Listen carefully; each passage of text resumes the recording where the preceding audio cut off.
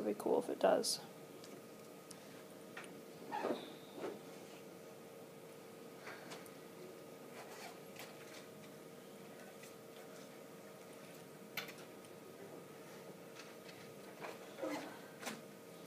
Alright, so the law of cosines does look significantly different than the law of sines.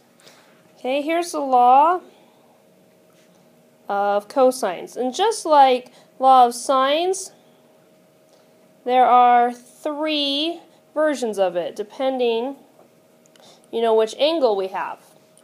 Okay, so the first version is a squared equals b squared plus c squared minus 2ab, oops, notice those are all lowercase, cosine capital A.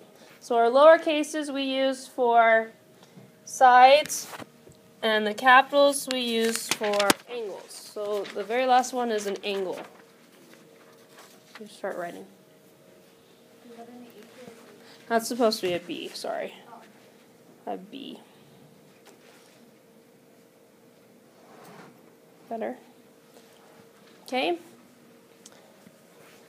The second version is b squared equals the 2 other letters. What are the other 2 letters besides b? A and c. So a squared plus c squared minus 2ac, still using those other 2 letters, cosine capital B. So if you notice, the angle at the end matches the side at the beginning. And all the other letters in between are the 2 other letters. Okay? And then, so c squared, let's see if we can figure it out. What are the other 2 letters besides c? B and A. So probably alphabetical order. It doesn't really matter how we add because addition is commutative. A squared plus b squared minus 2. What do you think comes after 2? AB. Cosine. What do you think comes after cosine? C. Capital C. Excellent. So you see there's a pattern there. Wait, why is the first one AB not BC? Oh, good catch. You are correct. I did do that incorrectly, didn't I? So on that first one, she is correct. It was supposed to be BC. Thanks for catching that. That would have caused us a problem. Yeah. Okay. So, using the law of cosines, it helps us to find either missing sides or missing angles when we have side angle, side triangle, such that the angle is sandwiched in between the 2 sides. Okay? So, first example. I think I'm going to have to go to another page because this doesn't scroll like that other page does. Oops. Okay, example 1. We have a triangle. Please copy the triangle. Same with law of cosines. This is generally used when same as law of sines, we generally use this when we don't have a right triangle. So law of sines and law of cosines helps us with non-right triangles. Louise, do you need a pencil? What? Okay, then can you write, please? So capital A here on the right, capital B on the top, capital C. Now remember last time we talked about how the angle labelings are related to their opposite sides. Okay? So, Nick, what would we label this side of the triangle? Little a, excellent. So everyone put little a. Right, Omar, what would we label this side of the triangle? Opposite of which angle? It's not little b, actually. It's opposite of which angle? Little c. There you go. And opposite of angle B will be little b. Okay, and so we're actually given some measurements. We're given that C is 3.5 miles. And B is 2.5 miles. So, this actually comes from the story problem. The story problem says the sailboat race committee wants to lay out a triangular course with a 40-degree angle between two sides that measure 3.5 miles and 2.5 miles. It said they want a 40-degree angle between the two sides of 3.5 miles and 2.5 miles. So show me with the sign language. A, B, C. Which angle is between the two sides we've labeled? A is like this. Yeah. B like this. Or C like this. Which angle should we put the 40-degree angle on? A, B, or C? You three guys, can you choose, please? Which angle is between 3.5 and 2.5 side lengths? It would be A, because these two come together. So angle A is sandwiched between them. So put the 40 degrees in angle A. Okay, so this is where we would use law of cosines, because you can see that the angle is sandwiched in between the two sides. So that's when we use law of cosines. Okay, so what will the approximate length be of the third side? So we're solving for A. What's the approximate length of the third side? Okay, which angle again do we have? A. So if we come back to our law of cosines, which one would we use? The first one. So if I copy it over here, let's practice the pattern again. Whoops. Oops. A squared equals, this is like moving and not, is it moving on your screen? It keeps moving on my screen. Okay, what are the two other letters besides A? So B squared plus C squared minus 2 times, what will come after the 2? BC, cosine of what angle? Capital A. Excellent. So we just go through and fill in for everything, the A's, B's, and the C's, and the capital A. Okay, Miriam, do we know the value or the length of little a to plug in? No, we do not. So that's going to say little a. All right? Ali, do we know the value or the length of little b? 2.5. Good. So 2.5, and we'll have to square that. Plus, Jackson, what's the length of little c? 3.5, and we'll square that. Minus 2 times, you guys have already told me B and C, so let's just plug them in. 2.5 times 3.5, I need to start writing smaller. Times cosine of, do we know capital A? Yeah, 40. And what's the mode? Degrees. So when we use our calculator, we'll need to make sure to have the degree. Now, go ahead and type in everything on the right-hand side is a value we're able to type in. And that will give us a squared. Once you have a squared, what's the final step we'll need to do in order to solve for a? Square. Do we have to round it? Or We'll have to take the square root. Okay, so unfortunately, since I deleted my smart software accidentally, I can't use the document camera, so I can't show you my calculator on the screen. So let's just be careful when we type in. So if you haven't started typing, type with me. 2.5 squared. Yeah? Can you do it after this problem? Yes. Plus 3.5 squared. Minus 2 times, I'm just going to use parentheses. I'm typing exactly how I have it written here. 2.5 times parentheses again. 3.5 cosine 40. Before you push enter, what should you check? Before you push enter, what should you check? Degree mode. Go to your mode button. Just double check that it's in degree.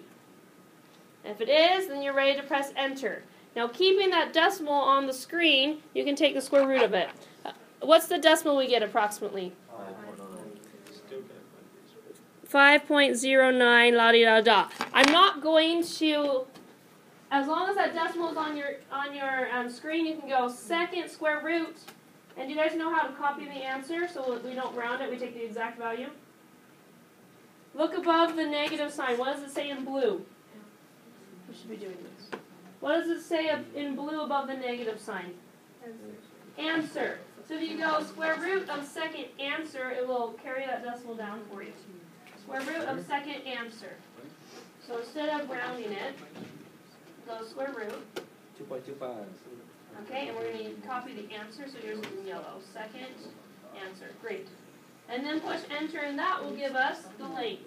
So we go second, or square root first. So second x squared. Square root of second answer. And it copies your answer so you don't have rounding. Yep, A and S, answer. And push enter. Okay, what did, let's see, the directions said round to the nearest. Oh, it doesn't say. Looks like the round to the nearest 10. Okay, so when we take the square root, we get 2.3. A is approximately 2 point. I'm going to write a bunch of numbers and then we can round it. So it'll be approximately how long? 2.3. What's the unit? Miles. Is there anyone that needs help using that square root of the answer, carrying down the answer? Because you don't want to round until the end, because if you keep rounding as you're working out the problem, then at the end you have rounding error. Okay. Any questions before we try another one? Oh, sorry. Yep, go ahead. Okay, let's do a second example. Example 2. Yeah. All right. Please write down anything important I read off. This also comes from a story problem. Please write down anything important. The length of two sides of a triangle are 8 and 10. And the measure of the angle between them is 40 degrees. What is the approximate length of the third side?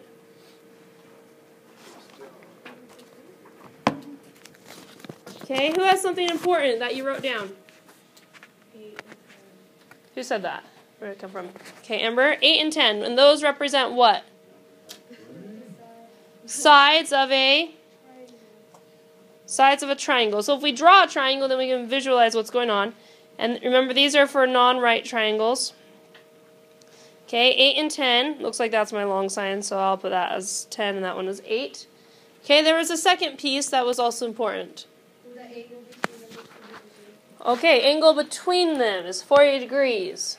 So which angle is between them? Let me give some letters here. A, B, and C. Which angle would be between them? C. So put 40 degrees right there. Does it matter if A was on the other side? Mm-mm. Because we have a law of sines for all three angles, so it really doesn't matter. So you get the same answer for it. Yep. Okay, so to find the third side, we're going to use law of cosines. Again, is our angle sandwiched in between the two sides? Are the two sides coming together to make that angle? Yes. Yeah, so that's when we use law of cosines. Does that make sense? Is it sandwiched in between? Okay, so this time,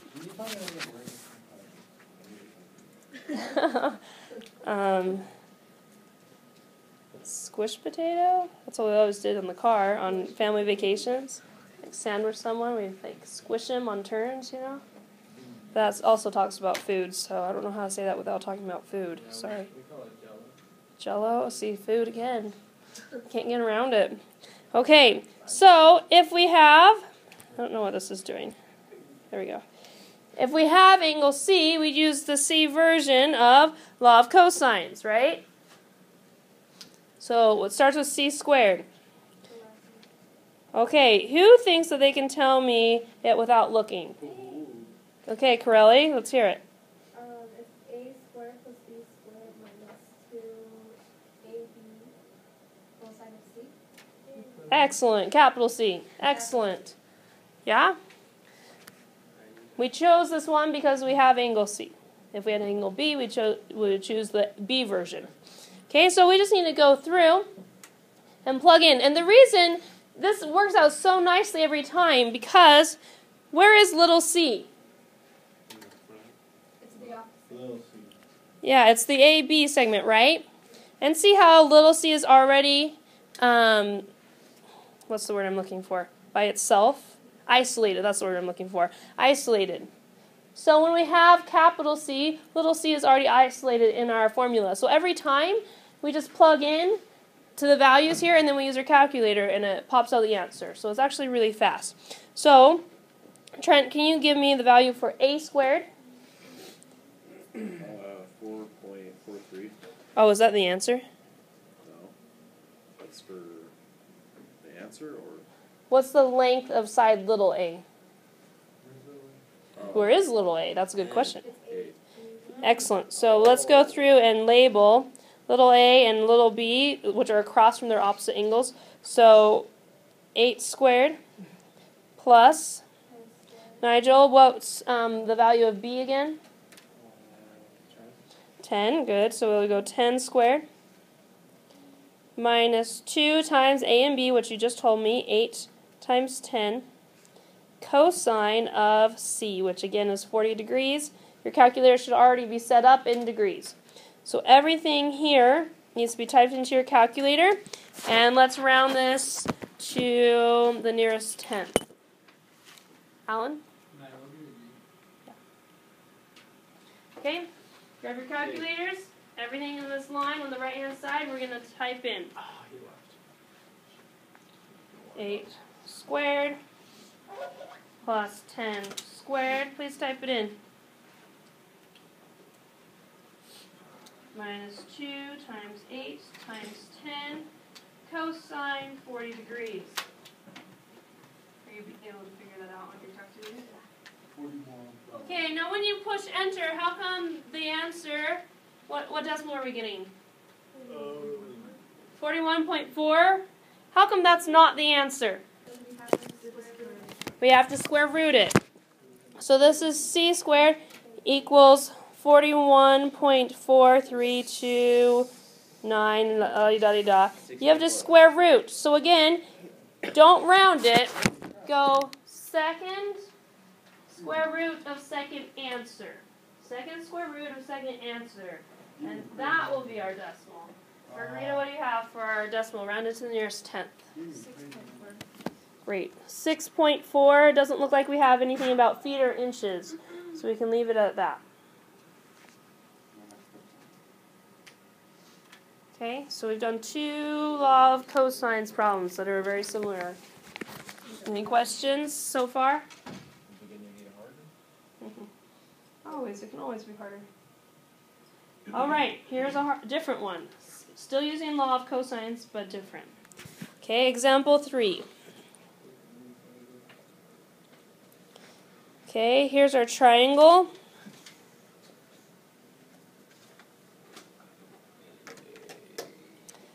We have capital B, capital C, capital A, 13, 5, and 8. It says, what is the measurement of angle C in the triangle? Round your answer to the nearest tenth of a degree.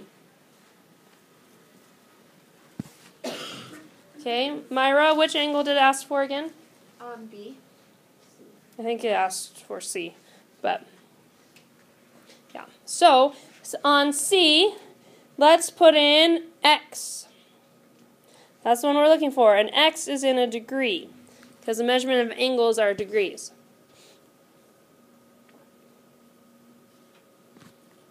Okay, so if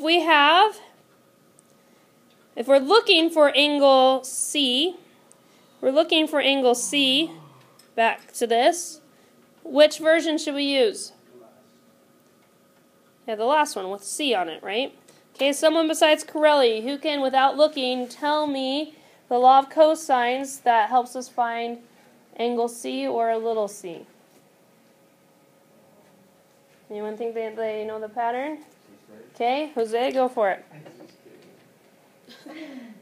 I'll help you out, Jose. Of being Squared. C. Oh, it's doing something weird.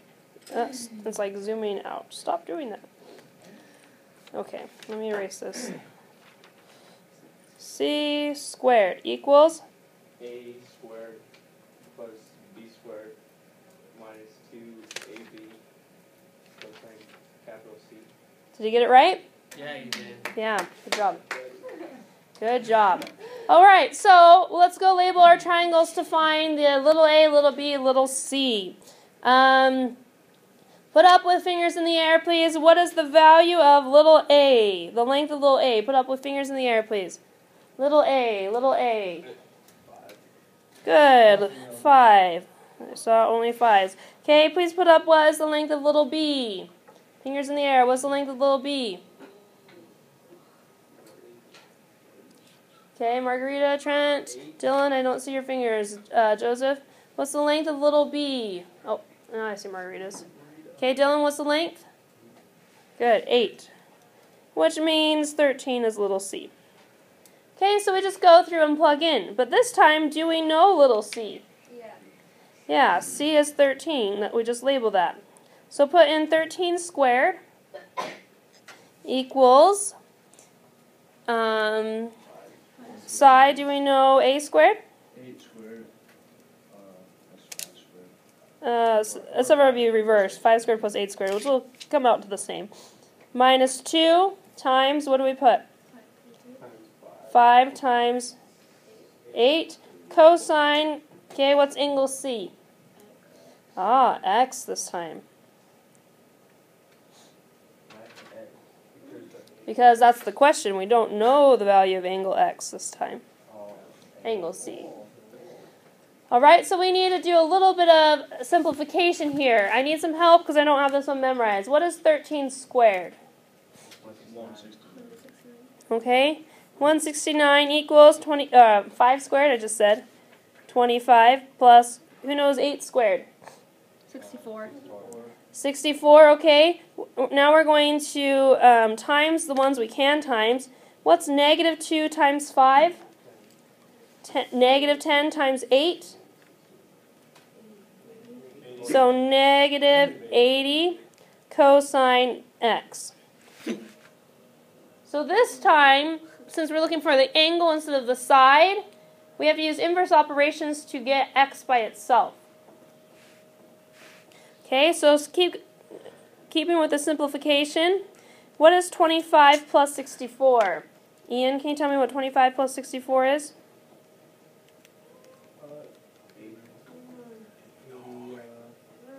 5 plus 4? Yep, 89.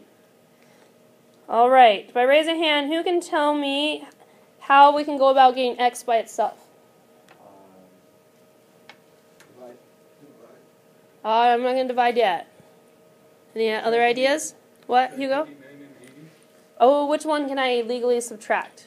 Legally subtract? Oh, 89. Just the 89. So go ahead and subtract 89.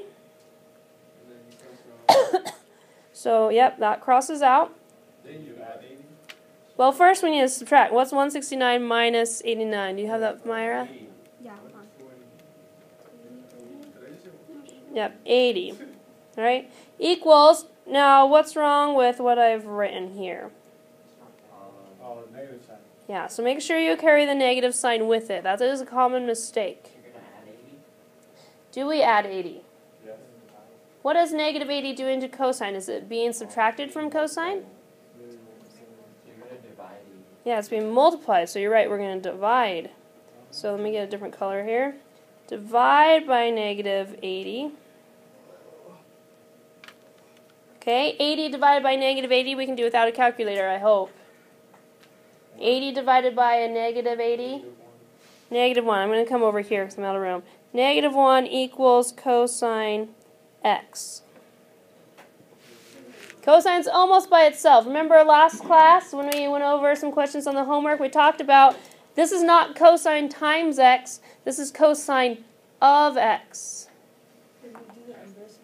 It is the inverse cosine. So we don't divide to get rid of cosine, we have to do the inverse. Remember that cosine to the negative 1?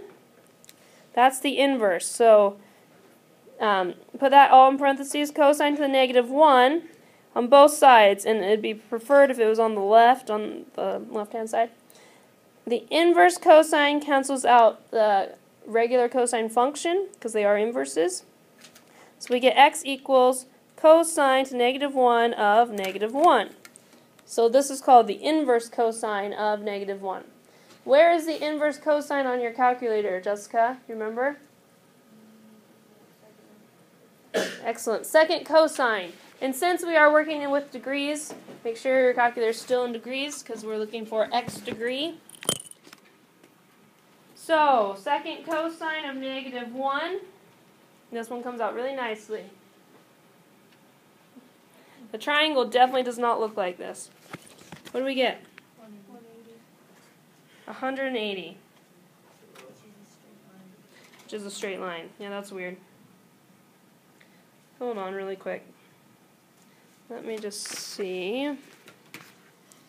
Oh, I wrote the number wrong. That's why it didn't come out. The 13 is actually supposed to be a 12. That's why it didn't come out. But it's the same steps. Okay, so x equals 180, which is obviously a straight line. But for us, we'll just say it's 180. So I wrote the number wrong. I'll put wrong. Yeah. Okay, I think we'll try one more and then set you loose on your assignment to make sure that this is solidified. I hope it's starting to become easier and easier each example. Okay, here's our triangle.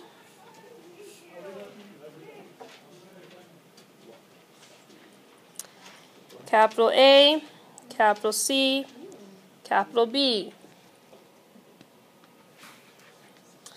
Between A and C is 6.2.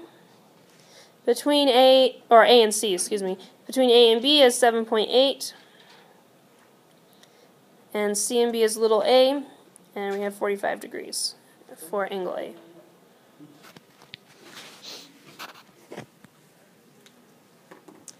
The question is, what is the measure of angle B? Wait, is that 6.2? Yeah. Okay, so we need to go through the triangle, make sure everything's labeled. Nigel? Excuse me. What should we label 6.2? Great. And what about 7.8? Great. Any questions on the labeling? We've been doing that for a few days. Is everyone solid on labeling? No questions? Yes, you're solid? Okay. So, we want to find the measure of angle B. Excuse me. Okay, now remember, we use law of cosines when the angle we have is sandwiched in between two sides that we know. This is angle B. Do we know the two side lengths? No. So that's a problem. Ah, exactly. We solve for A, because is A sandwiched between two sides we know? Yeah. Yes, so we solve for little a, and then we can solve for angle B. Okay, so we're going to have to do this twice. So hopefully I can write small enough that it'll work out. So first, we're going to solve for little a. Remember, that's a squared. Okay, someone else besides Jose and Corelli, who can give me the formula without looking? B squared plus C squared equals... Not equals, minus... minus 2. A. Oh, BC. BC. Cosine of B. Capital B. A. Because the beginning and the end should match, right? Excellent. Okay, we're going to solve for... Let's have everyone try it first. You can work with a partner. Find a partner. Stand up, please, when you know the length of little a. Sure. Stand up when you know the length of little a. And if it's written on your paper, I'll come check. Find the length of little a. Let's put little a to the 100th because we don't want to round tightly until the end. Use law of cosines to find the length of little a. And then we'll apply it to find the length or the measurement of angle B.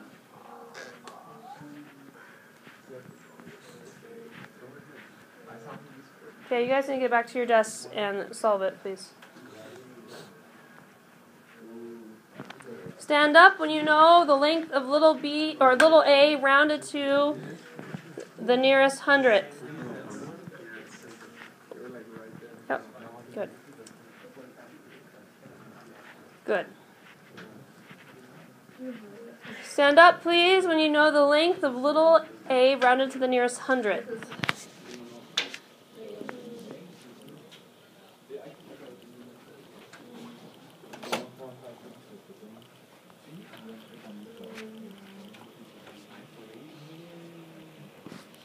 Yeah, that's right. So have you written down that rounded? 5.6. Okay, I see it. Okay, so to the hundredth would be 0.56, 5.56, right? Okay.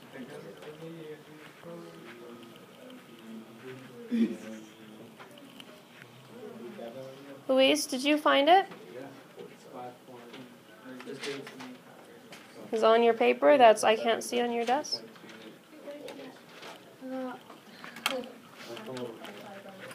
Let's see. I know how to do it though.